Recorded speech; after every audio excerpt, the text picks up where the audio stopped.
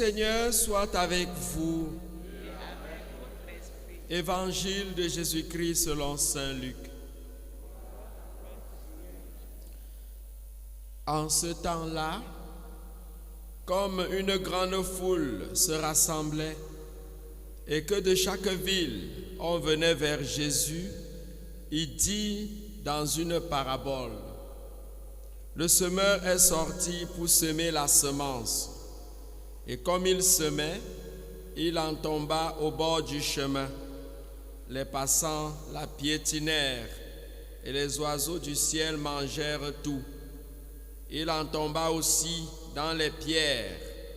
Elle poussa et elle sécha parce qu'elle n'avait pas d'humidité. Il en tomba aussi au milieu des ronces. Et les ronces, en poussant avec elle, l'étouffèrent. Il en tomba enfin dans la bonne terre. Elle poussa et elle donna du fruit au centuple. Disant cela, il éleva la voix. Celui qui a des oreilles pour entendre, qu'il entende. Ses disciples lui demandaient ce que signifiait cette parabole. Il leur déclara: à vous, il est donné de connaître les mystères du royaume de Dieu, mais les autres n'ont que les paraboles. Ainsi, comme il est écrit, ils regardent sans regarder, ils entendent sans comprendre. Voici ce que signifie la parabole. La semence, c'est la parole de Dieu. Il y a ceux qui sont au bord du chemin. Ceux-là ont entendu. Puis le diable survient et il enlève de leur cœur la parole pour les empêcher de croire et d'être sauvés.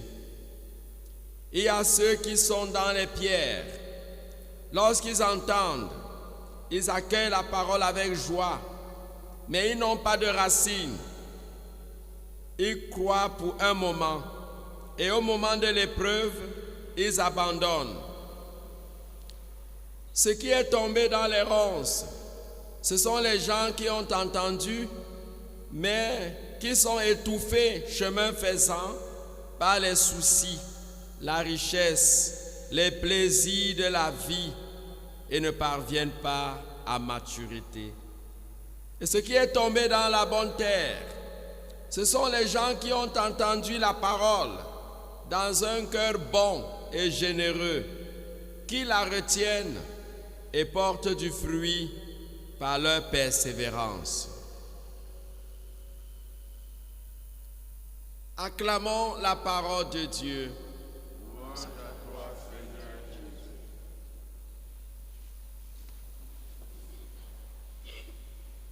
Je ne sais pas si on doit encore prêcher, parce que Jésus lui-même a déjà prêché en nous expliquant la réalité de la semence. Dans la deuxième partie, les apôtres lui ont posé la question de leur expliquer exactement ce qu'il est en train de parler en parabole. Et il leur dit effectivement que aux autres, il est donné seulement d'entendre les paraboles, mais vous, il est donné de connaître, n'est-ce pas, les mystères du royaume des cieux. Vous qui êtes mes intimes, vous qui êtes plus proches de moi, vous qui dormez avec moi, qui vivez avec moi, vous avez cette grâce de maîtriser, n'est-ce pas, la réalité du ciel. Et il va leur expliquer effectivement cette parabole. Mais si on devait revenir dans le contexte, je dirais tout simplement que chez les Juifs, quand on semait, on ne labourait pas d'abord la terre. On jetait la semence et on venait après labourer, c'est-à-dire faire retourner la terre pour couvrir la semence ou les graines. Alors, quand il fallait donc répandre la semence, on ne tenait pas compte de là où ça doit tomber. On semait à tous les vents. Alors, pour moi, le message qui se dégage là, premièrement, c'est que Jésus, quand il utilise l'image des agriculteurs pour nous expliquer la réalité du mystère du royaume, C'est premièrement pour nous faire comprendre d'abord une seule chose. Ça, c'est ce qui m'a toujours marqué quand je médite cette parole. La confiance que Dieu place en chacun de nous. C'est ce qui veut dire. La semence, c'est la parole de Dieu. Le semeur, c'est Jésus-Christ, c'est Dieu qui sème. Là, ça ne se discute pas. Mais quand il utilise et nous propose les 4 types de terre, la semence tombe en bordure de chemin, la semence tombe sur une sol pierreuse, c'est-à-dire sur un sol autant pour moi pierreux, ou sur une terre pierreuse. La semence tombe dans les ronces, la semence tombe sur la bonne terre. Ça définit le type de chrétien que nous sommes. Nous tous, nous avons du prix aux yeux de Dieu. Il nous fait confiance. Quand il sème, il ne regarde pas d'abord quel est le type de terre.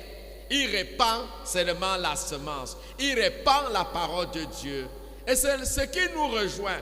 Quand on doit annoncer la parole de Dieu, on ne doit pas chercher la catégorie de personnes qui doivent bénéficier de cette parole, qui doivent recevoir cette parole.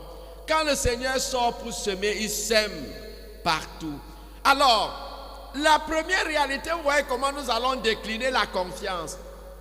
Quand on m'envoie donc pour prêcher la bonne nouvelle doit être annoncée à tout le monde. Je ne dois pas chercher à aller annoncer la bonne nouvelle seulement aux gens de ma famille. Et on m'affecte dans une paroisse, je m'en vais chercher les gens de ma tribu. Je m'en vais chercher mes amis. Je m'en vais chercher ceux qui me donnent l'argent. Je m'en vais chercher ceux qui me font des honneurs, ceux qui me font des faveurs. C'est avec eux que je travaille. Le Seigneur nous dit, ce n'est pas ça, la réalité du royaume des cieux. Ou bien quand tu dois prêcher l'évangile, il faudrait que tu aies des cibles. Que tu, comme on m'a dit, que tu arrondisses les angles. Parce qu'il y a les messieurs tels et madame tels qui n'aiment pas entendre telle chose. Alors, il faut que je trouve des circonvolutions pour pouvoir dire les choses, que ça ne blesse pas tel, ça ne heurte pas tel, et que soit...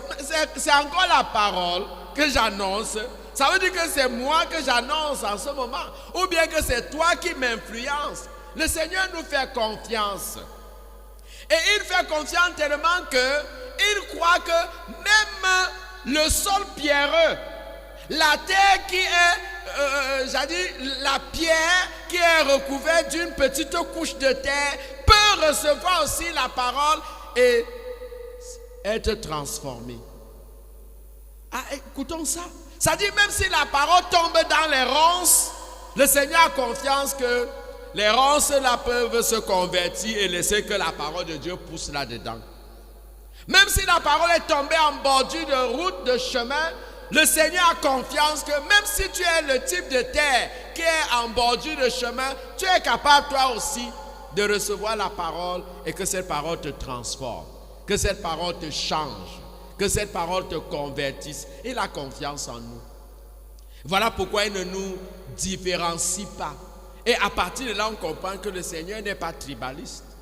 À partir de là, on comprend que le Seigneur n'est pas xénophobe, que le Seigneur ne fait pas de différence entre les hommes. Il s'aime partout. Parce qu'il sait que même dans les ronces, Dieu peut faire quelque chose. Même dans la terre pierreuse, Dieu peut faire quelque chose. Et il nous différencie, il nous dit, voilà, le premier type de terre, lui-même, je reprends juste ce que le Seigneur a dit. Ce qui est tombé en bordure de chemin représente, lui-même il a dit, ceux qui ont entendu la parole et le diable survient et il enlève de leur cœur la parole. Qui est le diable? Qui est le mauvais? Le Seigneur a quand même semé. Le diable maintenant que nous pouvons décliner, ce sont les mauvaises personnes. Ça dit tu as accueilli la parole de Dieu, mais il y a les mauvaises personnes qui entrent dans ta vie et qui enlèvent cette parole-là. Tu peux avoir écouté la parole de Dieu et tu entres dans un mariage et que ton mari te dit maintenant que tu ne dois plus aller à l'église, que tu ne dois plus écouter la parole de Dieu parce qu'il est dans ces mauvaises choses là-bas. Et nous on voit ça au quotidien. C'est-à-dire, tu vois une femme qui était pieuse, une femme qui était religieuse, comme Saint Paul disait hier, vous, hommes de Dieu, c'est-à-dire une femme qui était devenue femme de Dieu, Mais dès lors qu'elle a contracté un mariage, son discours change. Quand tu lui parles de Dieu, il dit, tu connais Dieu où? Qui t'a parlé de Dieu? Mais, parce que tu as rencontré un homme. Voilà une fréquentation qui peut t'enlever la parole de Dieu. Parce que tu vas à l'église, tu pries, tu es dans ton rosaire chaque jour, tu es dans ton adoration et tu rencontres un groupe de femmes ou un groupe d'hommes qui commencent à te dire que tu vas là-bas à l'église faire quoi? Tu perds le temps. Tu as vu Dieu là où? On cherche à te détourner. Voilà la semence qui est tombée en bordure de chemin. Tu regardes la télé, on commence à te dire, comme nous tous, on regarde la télé, internet. On dit toutes sortes de choses sur l'église. Ton problème là, c'est quoi? Moi, je ne parle plus à l'église. Tu as suivi ce qu'on a dit du pape. Tu as suivi ce qu'on dit des prêtres aujourd'hui. Tu as suivi de la crise qui secoue l'église. Tu pars même encore là-bas faire quoi? Voyez-vous comment les gens qui sont les oiseaux qui mangent la semence qui est en nous, la télévision, internet, les mauvaises fréquentations, même des mauvais mariages, des mauvaises personnes qui sont des diables qui entrent dans nos vies pour nous décourager, pour nous déraciner. Et il y a l'autre type de paroles qui tombent dans les ronces. Et vous connaissez bien ce que c'est que les ronces. Voyez les soucis de la vie que le Seigneur accorde. Les ronces, les épreuves, le plaisir. Et une première ronce, comme Saint-Paul disait hier, l'amour de l'argent. La racine de tous les maux, de tous nos problèmes, c'est l'amour de l'argent. Pour ceux qui s'y attachent, ils peuvent se perdre parce que tu es capable d'entrer même dans les sectes ésotériques. Tu es capable d'entrer dans des mauvaises choses parce qu'il faut que tu sois absolument riche, que tu sois absolument puissant. Tu as reçu la parole de Dieu, mais les ronces des femmes, les sexes, ça t'étouffe. Tu es là, tu ne veux que... Voilà les ronces.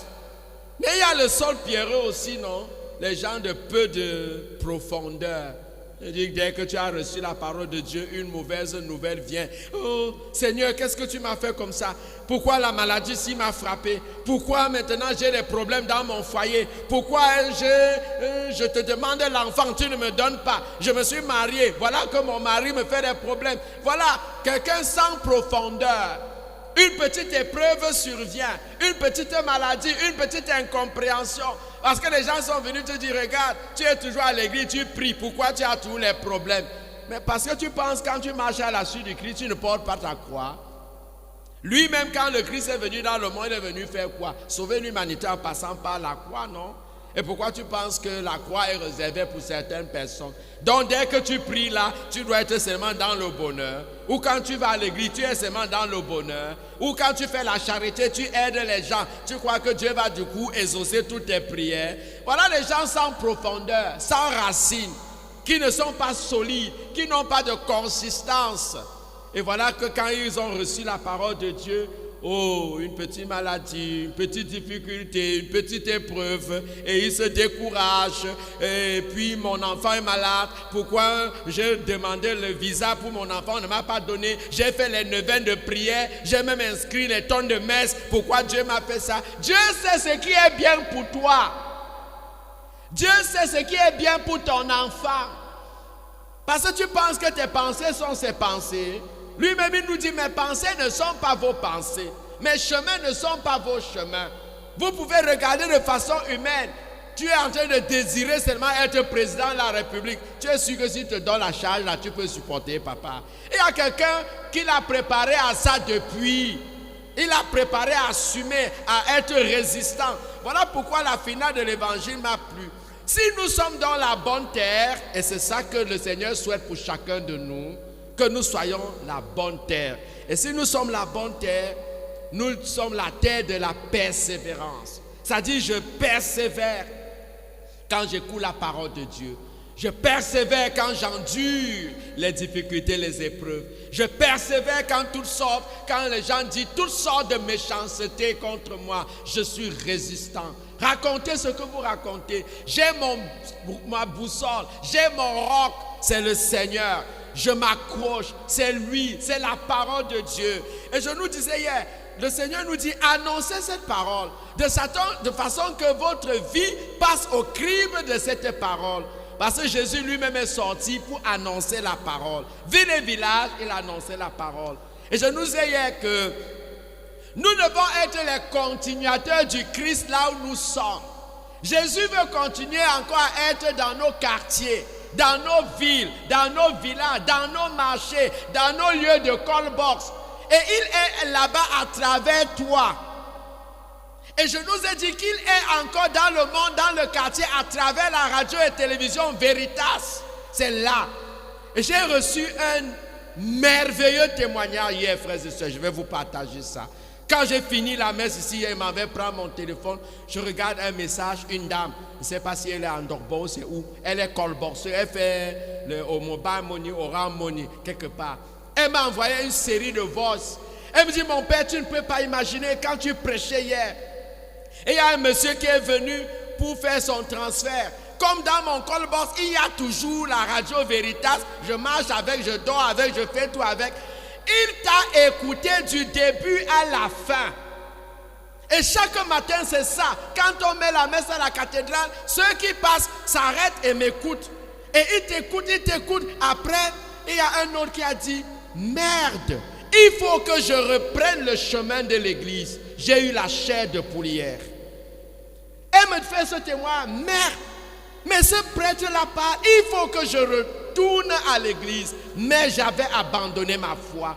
J'ai négligé. Mais le prêtre-là parle les choses, ça me fait pleurer, ça me fait gémir, frémir. Voilà la puissance de la parole de Dieu. Voilà la puissance des instruments, des moyens de communication pour l'évangélisation. Et quand je nous ai dit hier de soutenir ce projet, de soutenir ce merveilleux et prestigieux projet de l'archevêque et de l'église. Regardez un homme qui est en Dorbo, qui écoute la parole de Dieu. Jésus l'a retrouvé là-bas à travers les ondes. Au point où il a dit, je dois retourner désormais à l'église. Au point où... Et on m'a dit qu'il y a un fan club ici au Carrefour, c'est Anatole. Il y a une femme, quand elle met la radio le matin, on m'a dit que c'est question de foi. Vraiment, on fait des choses à la radio là-bas, on ne sait même pas l'impact que cela a. Et il y a un fan club que le samedi à 9h, là, quand ils vont écouter question de foi, c'est tous les voisins, les commerces, les marchands qui sont là, qui viennent s'entasser pour écouter. Maman, mets le volume. Et il y en a dans les marchés, quand il passe, une femme a mis sa radio Veritas. Quand il écoute, il s'assoit, il écoute tout. Nous, on a les témoignages partout. Hein.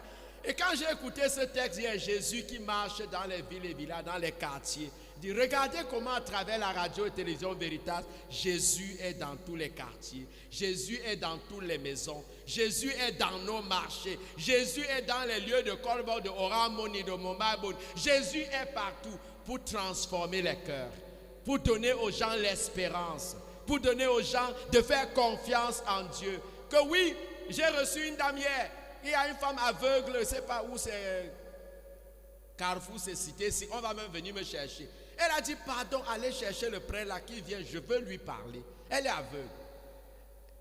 Son seul compagnon, c'est la radio Veritas. Et il y a un autre papa à Bakou là-bas, qui chaque jour appelle, il est aveugle. Son seul compagnon, son seul ami, c'est la radio Veritas. Vous pouvez imaginer ce que cette radio peut faire, cette télévision chrétienne peut faire. Ne lésinons pas sur les moyens. Jésus continue à semer et il doit semer encore à travers notre radio et télévision.